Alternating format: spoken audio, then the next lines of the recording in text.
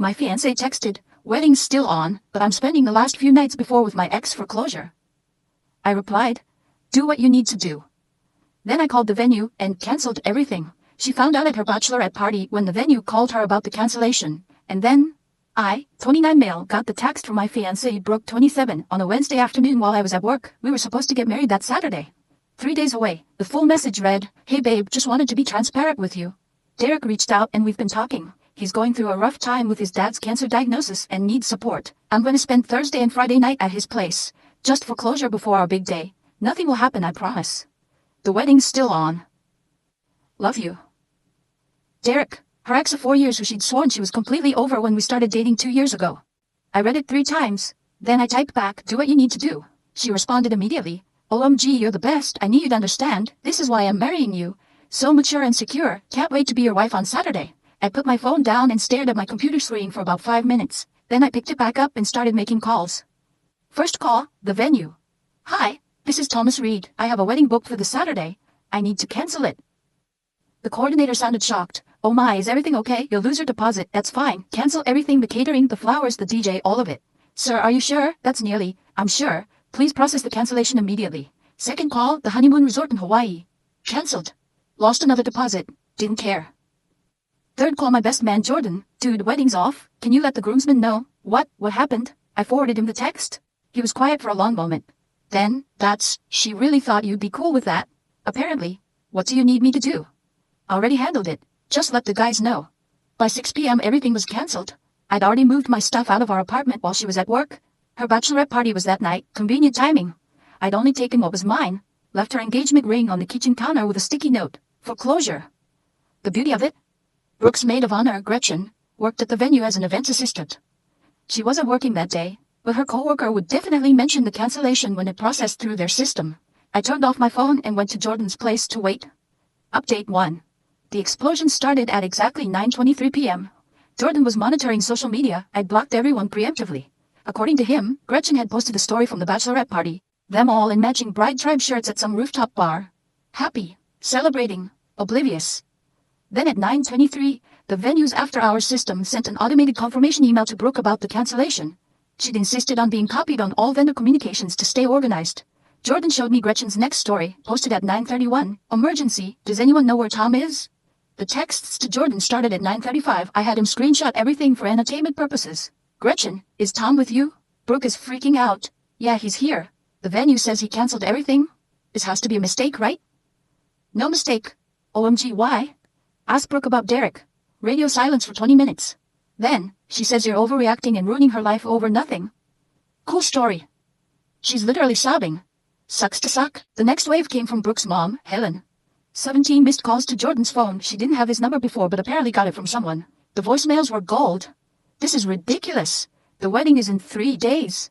You tell that boy to answer his phone right now. We have family flying in from across the country. He's been a child. Brooke did nothing wrong. We're going to sue him for the deposits." Good luck with that, Helen. Everything was in my name. But here's where it gets really good. Around 11 p.m., Derek himself started texting Jordan. "How did all these people get his number?" "Bro, tell Tom this is all a misunderstanding. Brooke was just being nice because my dad's sick. Nothing was going to happen. He's really going to throw away everything over 2 nights. Tell him to be reasonable." Jordan just kept responding with, "My guy, you literally texted the groom that you were going to spend 2 nights with his bride before the wedding. What did you think would happen?" "It's not like that." "It's exactly like that. Brooke said he was cool with it." "Does he seem cool with it?"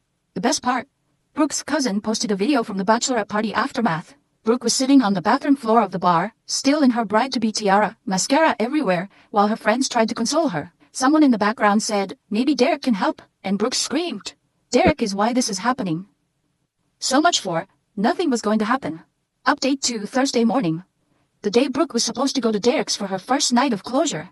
I woke up to Jordan showing me his phone. Brooke had made a public Facebook post at 3 a.m. "To everyone coming to celebrate our wedding this Saturday, it is with a heavy heart that I announce the wedding has been postponed due to Tom's mental health crisis. He's struggling with severe anxiety and paranoia, even making false accusations about me. I'm committed to standing by him through this difficult time as we get him the help he needs. Please keep him in your prayers." Mental health crisis? Paranoia? 2 could play at that game. I made my first and only public response, posted the screenshot of her original text about Derek, followed by, No mental health crisis. No paranoia. Brooke informed me she'd be spending the 2 nights before our wedding with her ex-boyfriend. I wished her well and cancelled the wedding. Simple as that. Also, Derek's dad isn't sick. He posted photos from his golf tournament yesterday. Do what you will with that information. The comments were instant chaos. But Thursday afternoon brought the real circus to town. Brooke showed up at Jordan's apartment with reinforcements. Helen, her dad Roger, Gretchen, and Derek. They actually brought Derek. Jordan filmed it through his Ring doorbell with my permission to share. Helen immediately started. Thomas Reed, you open the store right now. We need to discuss this like adults. Son, I don't know what kind of game you're playing, but you're gonna fix this. Do you know how much we spent? Tommy, please, you're not being rational. Just talk to me. Derek, this absolute clown, goes, bro, come on, don't do her like this. Jordan's voice through the speaker. Did you seriously bring the dude she was gonna spend 2 nights with to convince him to take her back? Silence. Then Brooke, it wasn't like that. Then what was it like? I needed to make sure there were no unresolved feelings before I got married. And were there? Longer silence. That's irrelevant. It's extremely relevant. Roger tried a different approach. Look, we have 150 guests coming. The rehearsal dinner is tomorrow. You can't do this. He already did. Then Derek tried to step up. If I could just explain to Tom man to man. My brother, you are literally the last person who should be here right now. Gretchen finally spoke up. Brooke, maybe we should go. Brooke lost it. No, he doesn't get to do this. He doesn't get to humiliate me like this. Tommy, I know you're in there. You're being pathetic. You're gonna regret this for the rest of your life. I was doing you a favor by marrying you. A favor. There it was. Anything else?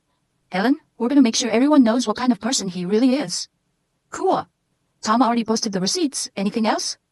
They stood there for another 10 minutes making threats before building security showed up and escorted them out. But the Thursday night update was the best. Brooke went to Derek's apartment anyway. Posted a story from his couch with wine glasses visible. Sometimes the universe shows you where you're really meant to be. Guess the wedding being cancelled didn't affect those closure plans. Update 3 Friday morning started with a call from the country club where the rehearsal dinner was supposed to be. Brooke was there with Helen, demanding they honor the reservation even though I'd cancelled it. The manager called me because I was the account holder. Mr. Reed, there seems to be some confusion. Miss Patterson is here insisting the dinner is still happening. There's no confusion. It's cancelled. She's saying she'll pay for it herself. That's fine, but it needs to be a new reservation. The Reed-Patterson rehearsal dinner is cancelled.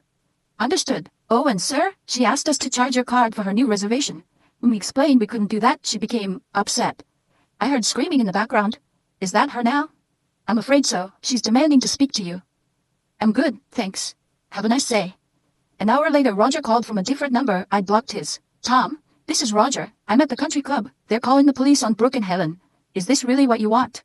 I want nothing. I'm just living my life. You're destroying hers. She made her choices. Over 2 nights. You're ending everything over a text about 2 nights. Roger, did she tell you she posted from Derek's apartment last night after the wedding was already cancelled? Silence. Yeah, I saw that too. Still think I'm overreacting?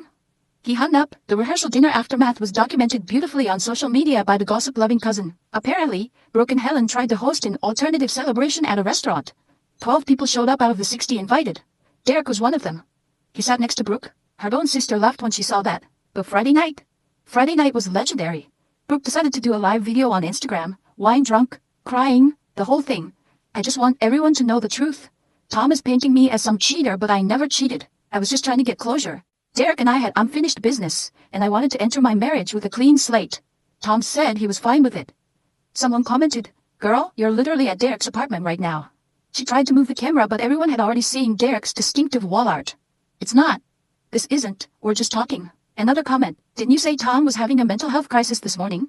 He is. He's crazy. Who cancels a wedding over a text? Comment. Someone whose fiancé told them she was spending 2 nights with her ex. Brooke started ugly crying. You don't understand. Derek and I have history. Tom never understood that connection. Someone screen recorded the whole thing. The video ended with Derek trying to take her phone away and saying, "Babe, you're making it worse." Babe, update 4. I woke up at the resort in the mountains. Yeah, I went on a solo trip instead. Peaceful, beautiful, no drama. Jordan kept me updated though. The venue had apparently become a circus. Despite everything being cancelled, about 30 guests showed up because Brooke and Helen had been telling people it was just postponed and to come anyway for a celebration of love. The venue was hosting a different event, a corporate retreat. So there were Brooke's confused relatives in formal wear wandering around while tech bros had their team building exercises. Helen tried to strong-arm the venue into giving them a space. The venue manager called the police. Again. Brooke's sister Diana, the one who left the rehearsal dinner, texted Jordan. This is insane. Mom and Brooke are trying to convince people Tom had a psychotic break. Meanwhile, Brooke's been at Derek since Wednesday. Dad found out Derek's been divorced twice and owns nothing. No house, no car, nothing. But Brooke's acting like he's her soulmate. I'm so embarrassed. The plot twist? Derek's sick dad, who started this whole thing? He showed up at the venue because he thought his son was getting married. Derek had apparently told him that. When he found out the truth, that Derek had broken up an engagement and his supposed cancer was being used as a lie, he lost it. In front of everyone. You told people I had cancer, to sleep with an engaged woman. I raised you better than this. Brooke tried to intervene. It's not his fault. Tom overreacted. Derek's dad turned to her. You're engaged to another man and spending nights at my son's apartment. You're both trash. Chefs, sorry. I mean, perfect timing. Saturday night, Brooke tried one last desperate play. She showed up at the apartment we used to share. She still had her tea because I'm not on the lease. I'd just been paying half the rent. She texted me a photo of her in her wedding dress. The wedding dress. Standing in what used to be our bedroom. This could have been our night. I'm here if you want to talk. I replied, you should check your email. I'd sent her notice that I'd already informed the landlord I'd moved out and wouldn't be paying next month's rent. She couldn't afford it solo. You can't do this, did it? Good luck with everything. Where am I supposed to live? Derek seems comfortable. She sent 43 voice messages. I didn't listen to any of them. Final update. The fallout has been spectacular. Brooke and Derek are officially together. They moved in together after she got evicted. She couldn't make rent. Into his studio apartment, in his mom's basement. Yeah? Helen and Roger are getting divorced. Turns out Roger was furious when he learned the truth about Derek not being some successful guy Brooke painted him as.